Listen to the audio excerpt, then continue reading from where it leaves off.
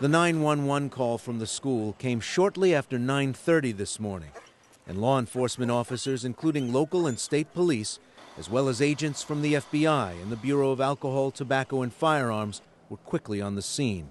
At an afternoon news conference, Connecticut State Police Lieutenant Paul Vance detailed how officials proceeded once they arrived. On and off duty troopers responded to the school, and with Newtown Police, immediately upon arrival, entered the school and began a complete active shooter search of the building.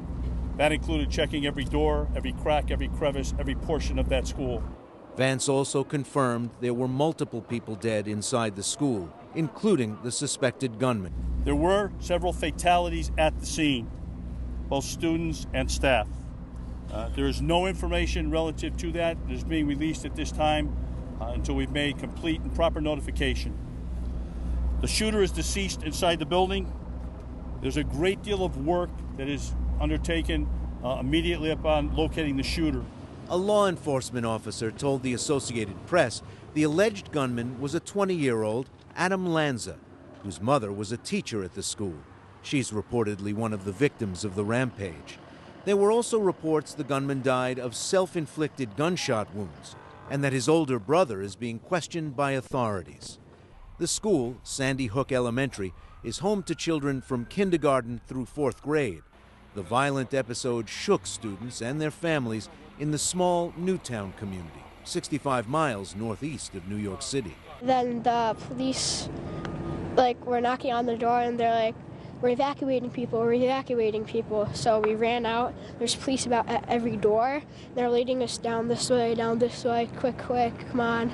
So then we got to the firehouse, and we sat in our classes, and we're all really happy that we're all alive. It doesn't even seem real. It just does not seem like it's even possible. It's like you read it in the paper or see it in the news, you're like, oh my God, that poor family. And then you have something happen so close to home. It's like, I think I'm still in shock, to be honest with you. And Connecticut Governor Dannell Malloy addressed the shooting late this afternoon.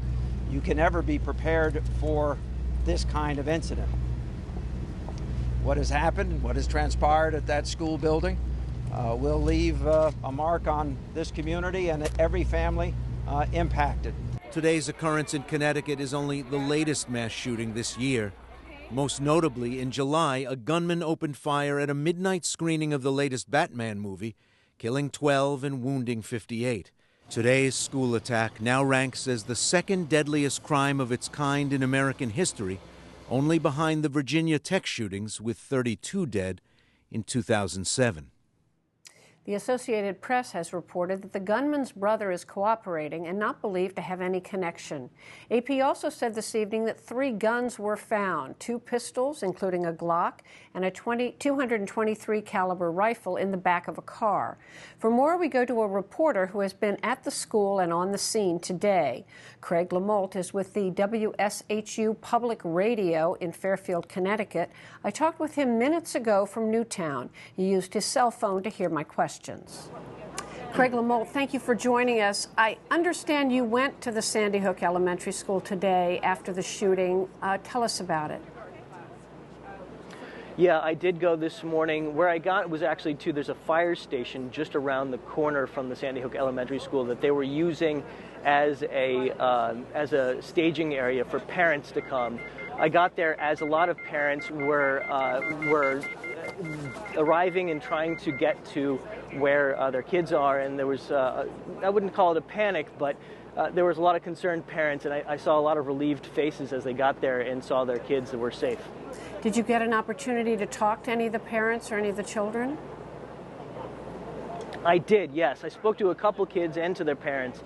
The children told me that they were in class doing just ordinary things, just like they ordinarily would, and they started hearing some banging, and the teachers told them that it was a lockdown. I was actually, I gotta say, surprised that kids knew what a lockdown was. I think that's sort of a sad statement. They'd practiced this before, and they all raced into a coat room before they were ultimately evacuated from the building. I spoke to other people who witnessed children being carried out of the building, and the parents that I spoke to basically were just remarkably relieved and terribly surprised that something like this could happen in what really is a very quiet town. I know that right now, even as we speak, everything's in flux. A lot of information, new information keeps coming in. But what can you tell us about the suspected shooter who's been identified in some reports as this 20-year-old Lanza? Well, you know, we have confirmed that the shooter was the son of one of the teachers. There are names going around that are being reported. The officials have not identified the shooter or any of the victims yet, officially. So I am not at liberty to say what the name of the shooter was, but we have confirmed that it was the son of one of the teachers. Also, officials, state police, are confirming that there was another fatality, another homicide in Sandy Hook today. And they do believe, of course, that that is related. And then what can you tell us about Newtown? One of the fathers said he couldn't believe something like this would happen in a small town like Newtown.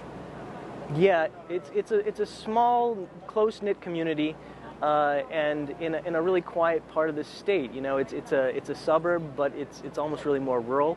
And you know, I talked to a police official here who was asked when the last murder in this part of town was, in Newtown or in Sandy Hook, and he couldn't remember. He couldn't remember the last time it was. He said it had to have been more than 10 years since there'd been a murder in this town. Craig LaMolt, thank you very much from the NPR affiliate in Fairfield, Connecticut. Thank you.